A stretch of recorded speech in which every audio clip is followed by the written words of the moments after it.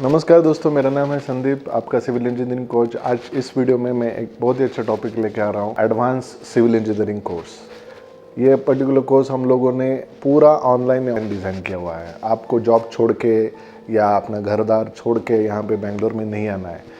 आप रात को 2 बजे भी उठ के लैपटॉप खोल के अपना काम चालू कर सकते हैं। तो अपग्रेडेशन जो काम आपको करना है, जनरली सिविल इंजीनियरिंग में सैलरीज बढ़ती नहीं है। बहुत सारे लोग चिल्लाते हैं, चिल्लाफाड़ी करते हैं कि सिविल इंजीनियरिंग में कोर्सेस में स्कोप नहीं है, ये नहीं है, सैलरी भी बहुत अच्छी मिलती नहीं है। ये सारी चीज़ें बकवास है मेरे हिसाब से। तो जितनी सैलरी सिविल इंजीनियर को मिल सकती है उतनी सैलरी हाल ही किसी को मिल सकती है मेरे हिसाब से, क्योंकि 50, 100, 1000, 2000, 5000, 10,000 करोड़ के प्रोजेक्ट्स रहते हैं। जब सबसे ज़्यादा सैलरी अपने सेक्टर में ही लोगों को मिल सकती है, लेकिन लोगों के पास नॉलेज नहीं रहता, स्किल नहीं रहता। आप संभालो कि सपोज मेरे पास 1000 करोड़ का प्रोजेक्ट है, पूरा एक पर्टिकुलर प्रोजेक्ट मैनेजर हैंडल कर रहा है, उसको 2-3 लाख रुपए महीने का देना मुझे भारी पड़ेगा? बिल्कुल नहीं। प्रॉब्लम ये नहीं है कि उसको सैलरी बढ़ नहीं रही है, प्रॉब्लम ये है कि वो पूरा प्रोजेक्ट हैंडल ही नहीं कर पाता है। तो आपको नॉलेज या स्किल लेवल आपको बढ़ानी है। तो किस तरीके से बढ़ानी है, किस तरीके से क्या क्या करना है। अगर आप ऑलरेडी जॉब पे लग चुके हो, 5 महीने 6 महीने या 1-2 साल 5 साल का एक्सपीरियंस आपको है, लेकिन आपकी सैलरी बढ़ नहीं रही है, 20,000 25,000 के ऊपर जा नहीं रही है, तो एक ही रीज़न है, आप अपने को अपग्रेड नहीं कर पा रहे हो। जो कंपनी एक्सपेक्ट कर रही है, कंपनी को ज़्यादा जो एम्प्लॉयज़ है उससे ज़्यादा, I mean you come to the managerial level. आप मैनेज करो काफ़ी सारे प्रोजेक्ट्स, मटेरियल मैनेजमेंट रहता है, लेबर मैनेजमेंट रहता है, फिर बिल्स रहते हैं, अलग अलग टाइप के बिल्स रहते हैं, अलग अलग टाइप के नए नए टेंडर रहते हैं, टेंडर सिनॉप्सिस रहता है, मैनेजमेंट रहता है। तो काफ़ी सारी चीज़ें मैनेज करने की हिम्मत या उसकी योग्यता आपके अंदर नहीं है। अगर आपके अंदर नहीं है तो आप खाली एक पर्टिकुलर प्रोजेक्ट के ऊपर खाली 2-4 इंजीनियर्स को हैंडल कर रहे हो, तो सैलरी आपकी बढ़ेगी नहीं, आप कुछ भी करो, ठीक है। तो ये पर्टिकुलर कोर्स हम लोग उन्हीं लोगों के लिए लेके आ रहे हैं कि जो अपने आप को अपग्रेड करना चाहते हैं। अपग्रेड किस तरीके से करें, कौन कौन सी चीज़ों को आपको अपग्रेड करना है। एक तो पहली बात यह है कि आपकी टेक्निकल स्किल्स बहुत अच्छे होने चाहिए, कम्युनिकेशन स्किल्स भी बहुत अच्छे होने चाहिए। तो टेक्निकल स्किल्स कैसे बढ़ेंगे, उसके लिए क्या करना है। तो हम लोग एक यही कोर्स लेके आ रहे हैं, एडवांस स्टडीज़ करके। पूरा ऑनलाइन कोर्स है, रात के 2-3 बजे भी आप लैपटॉप खोल के आप काम कर सकते हो। छुट्टियों के दिनों में भी आपकी जो योग्यता है, आप लैपटॉप खोल के वीडियोज़ देख के, प्रोजेक्ट्स करके, कोई भी डाउट आता है तो पूछ के आप कर सकते हो। तो एडवांस स्टडी में हम लोग क्या लेके आ रहे हैं, देखिए ये 4 महीने का कोर्स है, पूरा 4 महीने का, 4 मंथ्स एडवांस स्टडीज़ कोर्स। इसमें क्या है, पहले जो 2 महीने हैं वो स्ट्रक्चर्स के हैं, दूसरे जो 2 महीने हैं वो बीएम टेक्नोलॉजी के 2 महीने हैं। फर्स्ट मंथ में हम लोग चालू करते हैं super structure modelling analysis and design. Super structure में ईटैब्स एक सॉफ्टवेयर है जो बिल्डिंग के लिए, आई मीन आपका बिल्डिंग छोटा सा विला है, हाई राइज बिल्डिंग है, जो भी है, 4 अलग अलग टाइप के प्रोजेक्ट्स लेके हम लोग आ रहे हैं। एक रेजिडेंशियल प्रोजेक्ट है 5 माले का बिल्डिंग, दूसरा कमर्शियल बिल्डिंग है, तीसरा और एक प्रोजेक्ट है जो इंडस्ट्रियल प्रोजेक्ट है, और एक स्कूल प्रोजेक्ट है। तो ये 4 प्रोजेक्ट्स हम लोग लेके आ रहे हैं। 4 प्रोजेक्ट्स 4 महीने में आपको पूरे फिनिश करने हैं, स्टार्ट टू एंड तक। तो पहले महीने में आप super structure modelling analysis and design करेंगे। स्ट्रक्चरल एनालिसिस का पर्टिकुलर सेक्टर आपको लेना है।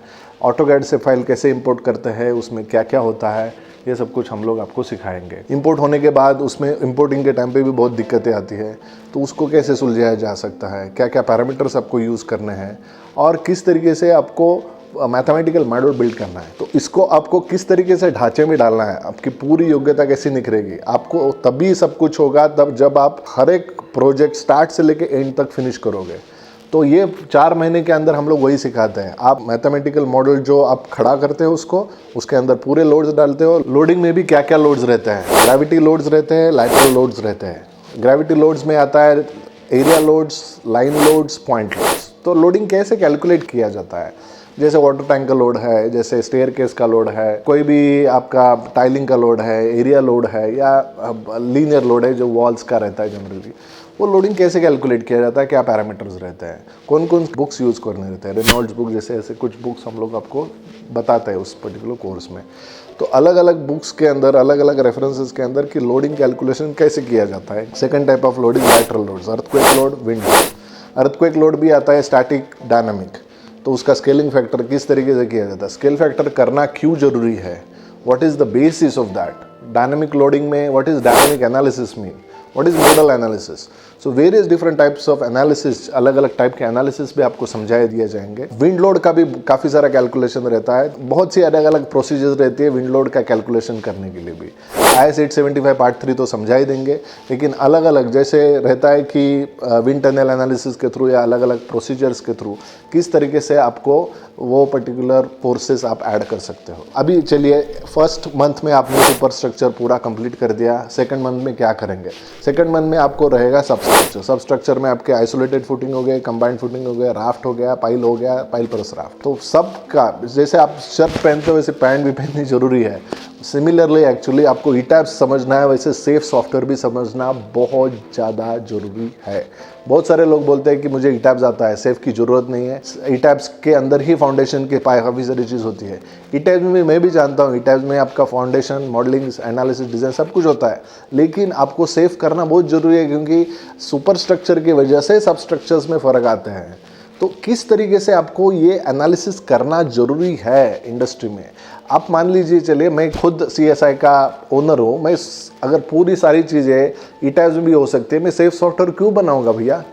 सेफ सॉफ्टवेयर बनाने की ज़रूरत ही नहीं है। सेफ सॉफ्टवेयर बनाए इसके लिए, जैसे स्टैड है, स्टैड फाउंडेशन है, माइडास है, माइडास सेट है, माइडास SD है।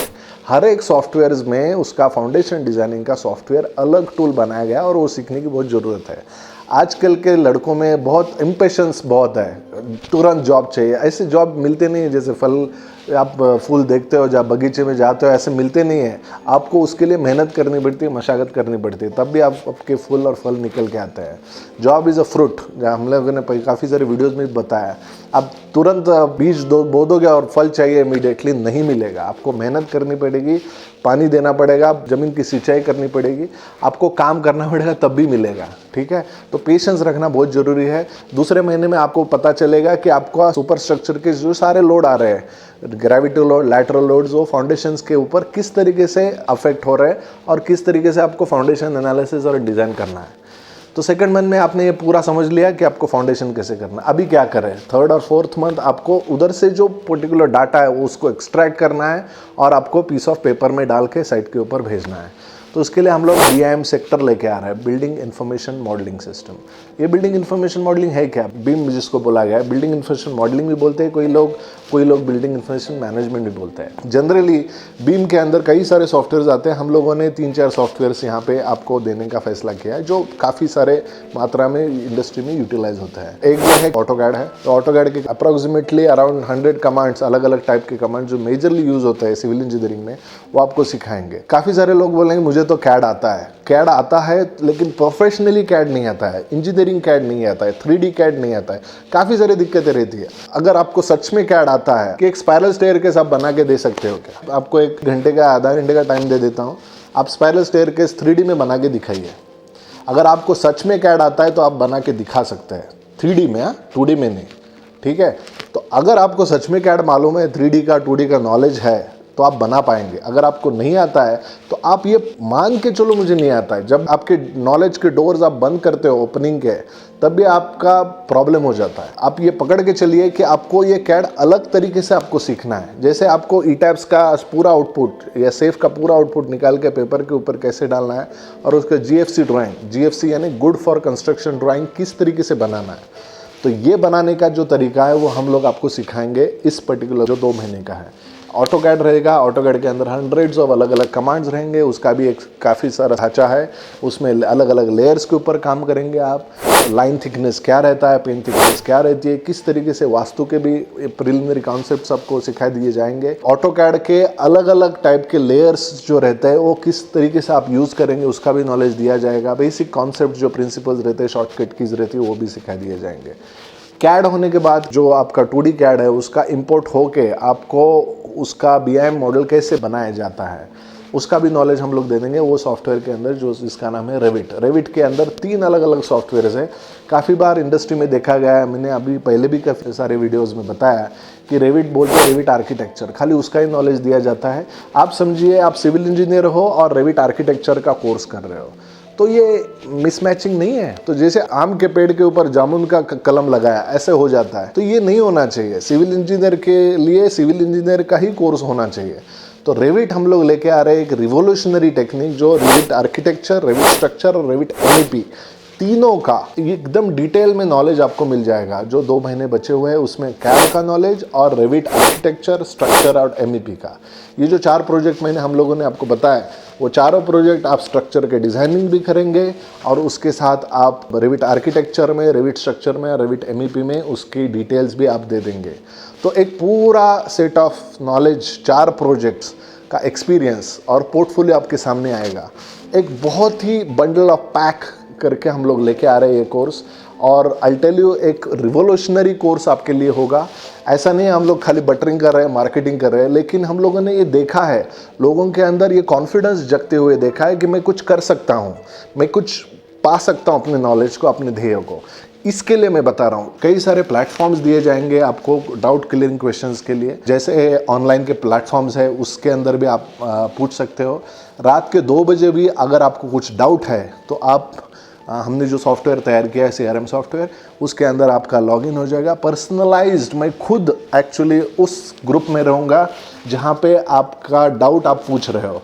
हमारे काफ़ी सारे जो एम्प्लॉयज़ लोग हैं वो आपको हेल्प करेंगे, डे टू डे आपके जो डाउट्स है वो क्लियर करेंगे। अगर आपको सच में बहुत ज़्यादा दिक्कत आ रही है तो 1-to-1 कॉन्फ्रेंसिंग कॉल जैसे भी हो जाएगा, जैसे व्हाट्सअप कॉन्फ्रेंसिंग कॉल होता है ना, वैसे ही आपका वीडियो स्क्रीन के ऊपर क्या दिक्कतें आ रही है वो सामने वाला आदमी आपके कंप्यूटर को ऑपरेट करके आपको दिखाएगा कि भैया आपको यहाँ पे इशू है, इस तरीके से उसको सॉल्व किया जाता है। तो ये बहुत ही डीप थॉट प्रोसेस से हम लोगों ने बनाया है। ज़्यादा हम लोग एकदम 100-200 एडमिशन्स भी नहीं ले रहे, ग्रुप के अंदर हम लोग बना रहे हैं, ताकि ग्रुप के अंदर लोगों को पता चलेगा। और 1-to-1 इंटरेक्शन होना बहुत ज़रूरी है, नहीं तो मास में करते हैं, काफ़ी सारे लोग एकदम लो बजट में करते हैं और पैसा भी जाता है, समय भी बर्बाद होता है। I'll tell you, within the 4 months actually you will come to know minimum 6 softwares, along with that 4 different projects, the live project experience आपको मिलेगा जिसका पोर्टफोलियो किया जाएगा। along with that आपको काफ़ी सारे कोडल का इंफॉर्मेशन भी आपको मिलेगा।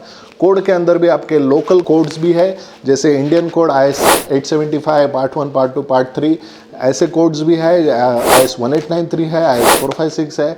इंटरनेशनल कोड्स का नॉलेज भी दिया जाएगा जितना आपको लगता है। कुछ दिन पहले हमारे पास बहरीन की, साउथ अफ्रीका की, ऑस्ट्रेलिया की, जर्मनी की काफ़ी सारे एडमिशन्स आ रही है।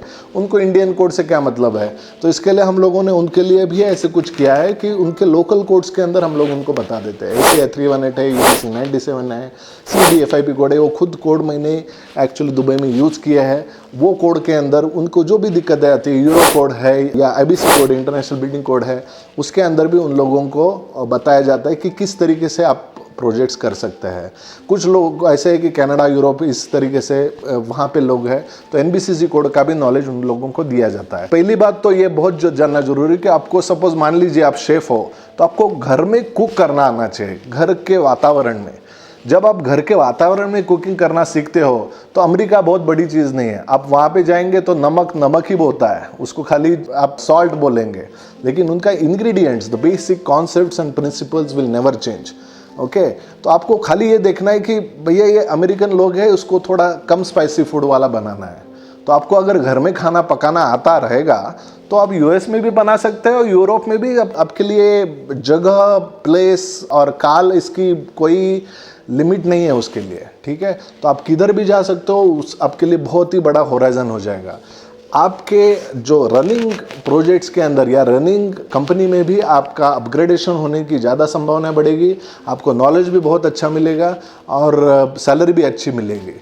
तो आपके लिए बहुत सारा बंडल ऑफ पैकेज लेके आ रहे हैं, और I am very sure actually 4 महीने का समय बहुत कम समय भी नहीं है और बहुत बड़ा भी समय नहीं है जिसको आप अफोर्ड नहीं कर पाएंगे। मुझे ऐसे लगता है कि 4 महीने में आप ये सारे सीख के अपने करंट जॉब में भी बहुत सारी कमाल दिखा सकते हैं। रेविट स्ट्रक्चर के अंदर क्या है, हम लोग जनरली स्लैब डिटेलिंग कैसे करते हैं, बीम डिटेलिंग कैसे करते हैं, खाली डिटेलिंग नहीं, उसका जो लेआउट्स रहता है वो लेआउट किस तरीके से फॉर्म करते हैं, उसमें से एक्सट्रैक्ट डाटा कैसे करना है, put it on the paper किस तरीके से करना है, और साइट पे कैसे। देखिए साइट पे तो कोई रेविट मॉडल खोल के देखेगा नहीं, साइट पे तो उसको ड्राइंग ही चाहिए। हर कोई बोलता है कि ड्राइंग दे दो, ड्राइंग दे दो, तो ड्राइंग के ऊपर ही आपको 2D में 3D का नॉलेज, आपका कॉन्सेप्ट जनरली होता है 3D के अंदर, मॉडलिंग जनरली होता है 3D के अंदर, उसको 2D में कैसे कन्वर्ट करके प्रिंट करके साइट में रखना है। Without any confusion, without any dilemma. तो ये सारी चीज़ें हम लोग आपको सिखा देंगे। It will be a fabulous experience for you guys actually, and all the best and keep learning. Thank you very much. अगर आपको अच्छा लगा ये video, please give it the thumbs up below. अगर आपको सच में बहुत लॉन्ग टर्म में आपको हमारे साथ जुड़ना है तो please subscribe the channel. Thank you very much, bye bye.